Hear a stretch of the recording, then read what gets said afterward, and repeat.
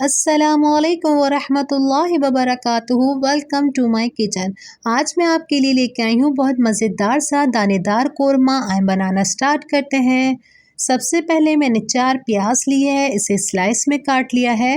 4 हमें छोटी इलायची चाहिए, 1 बड़ी इलायची चाहिए, 2 दालचीनी चाहिए, 4 लौंगे, 4 काली मिर्चें चाहिए, 1.5 टीस्पून लहसुन अदरक का पेस्ट, 1 कप हमें घी चाहिए, 1 कप हमें दही चाहिए, हाफ़ टी स्पून पिसी हुई इलायची, हाफ़ टी स्पून जायफल जावित्री, पिंच हमें हल्दी चाहिए, 2 टेबल स्पून लाल मिर्ची पाउडर, 1.5 टीस्पून नमक, 1.5 टीस्पून धनिया पाउडर। आधा किलो मैंने गोश्त लिया है। गोश्त को मैंने बॉईल कर लिया, अच्छा सा फुल डन हुआ है गोश्त हमारा। आप भी पहले गोश्त को बॉईल कर लीजिएगा। अब एक कढ़ाई के अंदर हम घी डालेंगे, क्योंकि हमारा कोरमा घी के अंदर बेहतरीन बनता है। इसके अंदर हम प्याज डाल देंगे और प्याज को अच्छे से कलर देंगे। इस पे अच्छे कलर के लिए प्याज और अच्छे से खस्ता हो जाए तो मैंने 20 से 25 मिनट के लिए प्याज काट के इसको एक ट्रे में सुखा दिया था।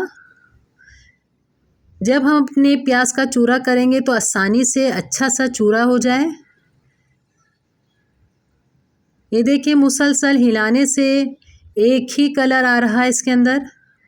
ये हमारी प्याज अच्छे से लाल हो चुकी है।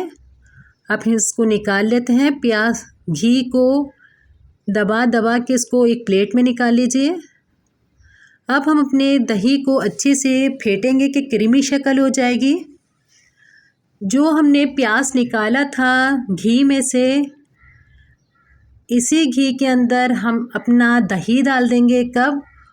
और दही डालने के बाद मैं मुसलसल हिला रही हूँ और मैंने इसका चूल्हा बंद कर दिया है कि जो हमारा घी होगा वो इतना गर्म होगा कि हम अपना दही डालेंगे तो हमारा दही घी के अंदर जाने से फट ना जाए।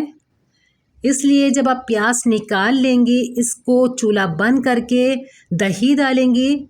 दही के बाद हमने लहसुन अदरक का पेस्ट और साबुत गरम मसाला डाल दिया। अच्छे से आप देखें, मैं इसको मिक्स कर रही हूँ। इसी के अंदर हम सीजनिंग डालेंगे और चूल्हे को ऑन कर लेंगे।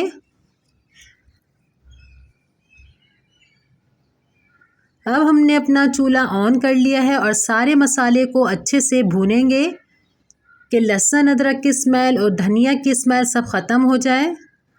अच्छे से जब हमारा मसाला भून जाएगा तो इसके अंदर हम बॉयल गोश्त डाल देंगे। अच्छे से इसे मिक्स कर लीजिए।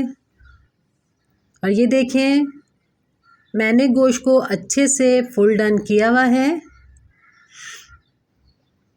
ये आपको दिखा रही हूँ, ये देखें। अब हमने जो प्याज लाल की थी अपनी, उसका कितनी आसानी से ये देखें चूरा हो जाएगा।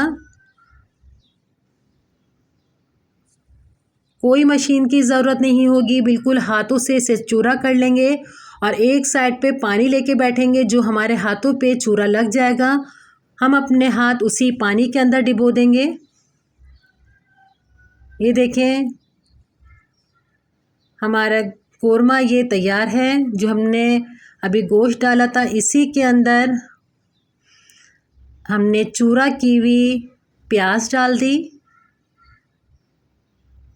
और ये जो पानी है, ये जो मैंने बताया था अभी आपको कि मैंने चूरा करने के बाद अपने बराबर में पानी लेके बैठती हूँ कि उसी के अंदर अपनी उंगलियां डब कर देती हूँ। ये मज़ेदार सी आपको कोरमे की दानेदार वाली शक्ल नज़र आ रही है। आपको प्याज डालने के बाद कोई पानी नहीं डालना। अगर जो पानी डालना होगा आपको, तो जब मैंने गोश्त डाला था उसी वक्त आपको जितना पानी रखना है जब आप रख सकती हैं।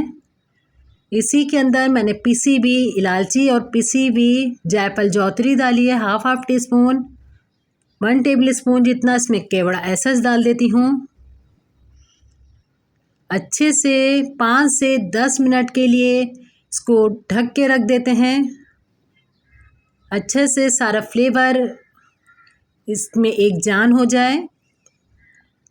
मैं अब आपको इसकी फ़ाइनल लुक दिखाती हूँ। ये देखिए मज़ेदार सा कोरमा हमारा तैयार है। आप ज़रूर बनाएगा, आपको अच्छा लगेगा। इंशाअल्लाह ज़ौजल मैं नेक्स्ट रेसिपी के साथ दोबारा हाज़िर होंगी। अपने घर वालों का बहुत ज़्यादा ख्याल रखिएगा। मुझे अपनी दुआओं में याद रखिएगा। अल्लाह हाफ़िज़।